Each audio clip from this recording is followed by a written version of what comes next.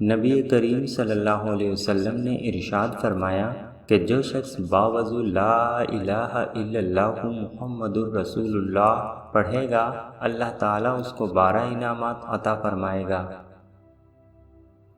دنیا سے اسلام پر اٹھایا جائے گا، اس پر جان کنی کی سختی آسان ہوگی،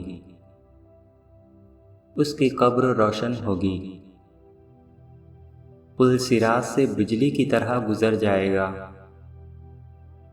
اس کو قیامت کے دن شہداء کی جماعت کے ساتھ اعمال نامہ دیا جائے گا،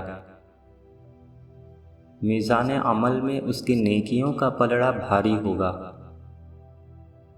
منکر نکیر اس کے سامنے اچھی صورت میں آئیں گے، اللہ تعالیٰ اس کے جسم کو دوزخ پر حرام کر دے گا، شراب طہور سے اسے سیراب کیا جائے گا،